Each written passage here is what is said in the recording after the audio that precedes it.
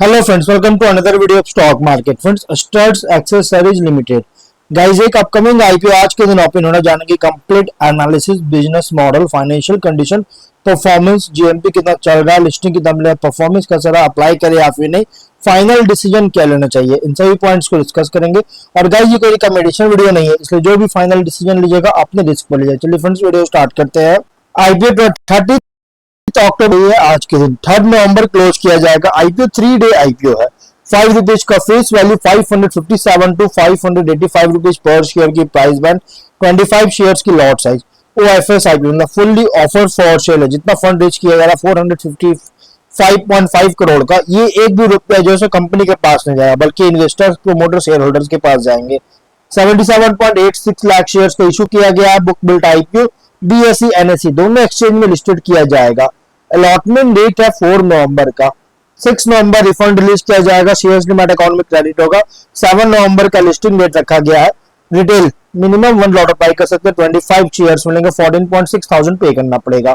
Maximum 13 lot apply कर सकते हैं, 1.9 लाख रुपीज पे करना पड़ेगा। Small HNI minimum 14 lot apply कर सकते हैं, 2 लाख रुपीज पे करना पड़ेगा। मैक्सिमम 68 लॉट अप्लाई कर सकते हैं, 9.94 लाख रुपीज पे करना पड़ेगा। Big HNI minimum 69 lot apply कर सकते हैं, 10.1 लाख रुपीज पे करना पड़ेगा। कंपनी के प्रमोटर है मधु भूषण खुराना, सिद्धार्थ भूषण खुराना और शिल्पा अरोरा इसके प्रमोटर। प्री इश्यू होल्डिंग 78.8% का, पोस्ट इश्यू 61.7% का होल्डिंग देखने को मिल जाएगा। ऑफर जो दिया गया है यहाँ पे अगर हम बात करें तो क्यूआईबी 50%, एचएनआई 15%, रिटेल 35% ऑफर दी गई है। अब हम लोग इसके जीएमपी की बात करते हैं।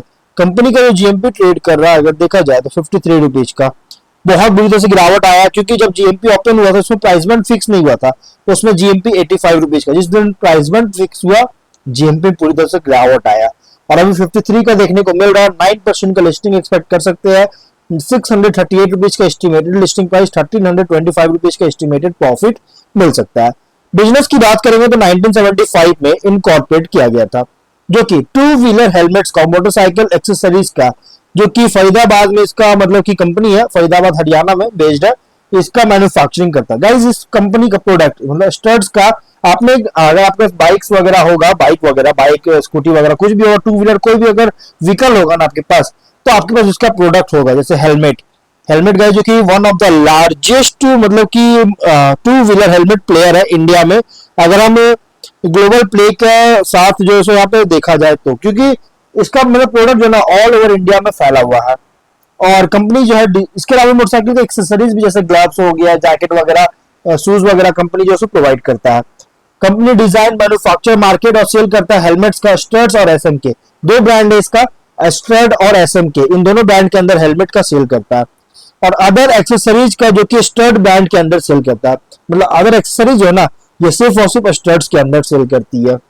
और हेलमेट जो कि पोर्टफोलियो में helmets, 2 wheeler luggage, gloves, helmet security guards और रेन सूट्स, राइडिंग जैकेट्स और आईवीआर, जो मैंने आपको ऑलरेडी भी बताया था।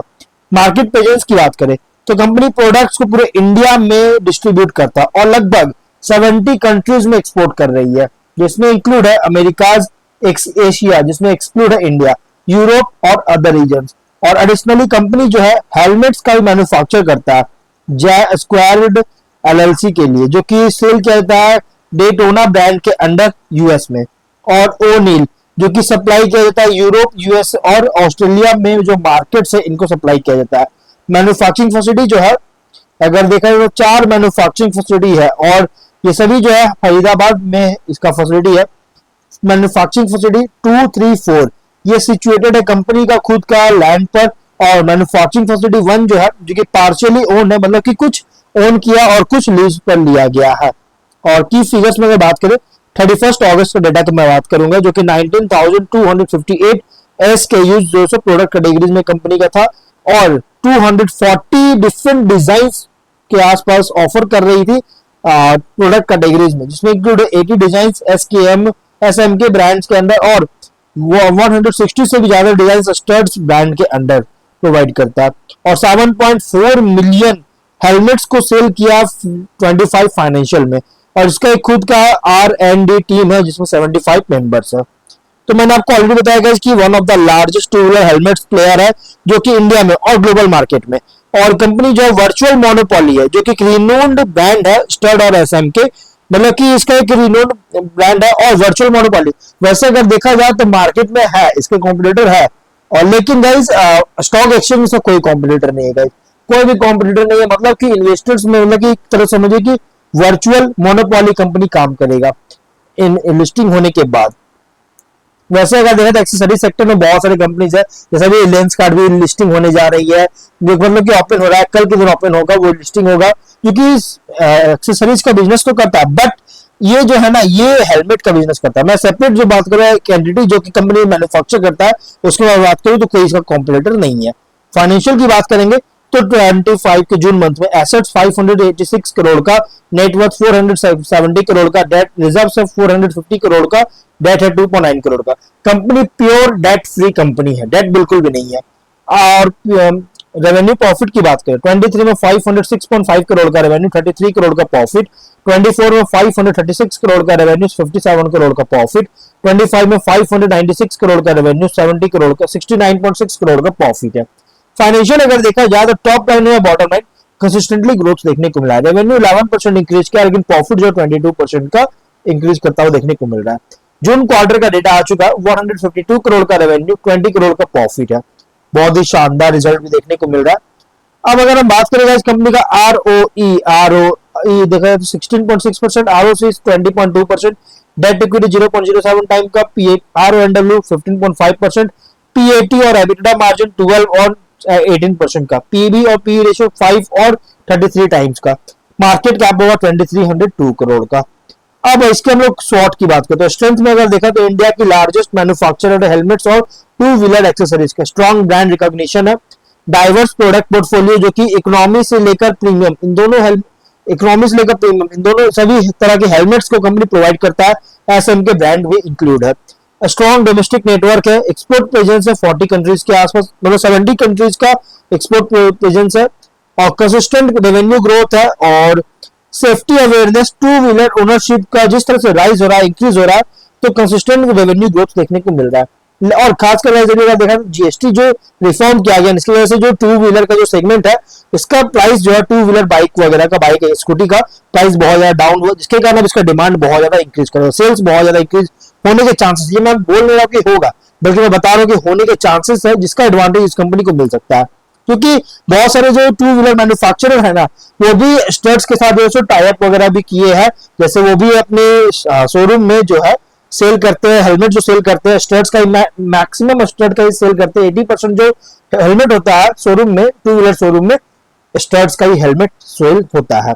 लेकिन वीकनेस भी है, जैसे टू व्हीलर इंडस्ट्री परफॉर्मेंस पर रेवेन्यू डिपेंडेंस है, और रॉ मटेरियल प्राइस जैसे एबीएस, प्लास्टिक और पेंट्स का फ्लक्चुएशन में एक्सपोजर हो सकता है। प्लस डाइवर्सिफिकेशन भी जो है लिमिटेड है हेलमेट्स और एक्सेसरीज के अलावे अगर देखा जाए तो।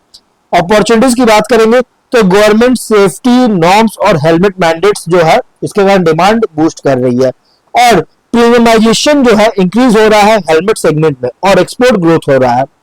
अपॉर्चुनिटीज भी है, जैसे riding gear, lifestyle production equipments में एक्सपैंड करने में अपॉर्चुनिटीज भी कंपनी को मिल रही है।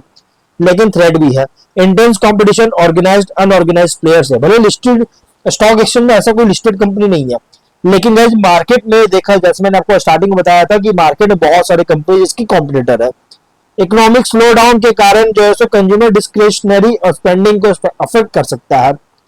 रेगुलेटरी स्टैंडर्ड्स जो है इसमें अगर चेंज होता है एक्सपोर्ट मार्केट्स में, तो गाइस बहुत इम्पैक्ट कर सकता है। जीएमपी 53 रुपीज का 9% का लिस्टिंग एक्सपेक्ट कर सकते हैं। ऑब्जेक्टिव क्या है तो कुछ भी नहीं है, क्योंकि फुल्ली ऑफिस है, तो वैसे एक भी रुपया कंपनी फंड रेज कर रहा है, रेज नहीं कर रहा, जो कि कंपनी यूटिलाइज करे बिजनेस को लेकर। तो इसलिए जो भी फाइनल डिसीजन लीजिएगा अपने रिस्क पर, कंपनी बहुत स्ट्रॉन्ग फंडामेंटल आईपीओ है, और जिस तरह से टू व्हीलर मार्केट्स ग्रो कर रहा है, तो इस कंपनी को बहुत अच्छी ग्रोथ मिल सकता है। इसलिए आप इसमें medium to long term consider कर सकते हैं, बट फाइनल डिसीजन अपने रिस्क पर लीजिएगा। मिलते हैं नेक्स्ट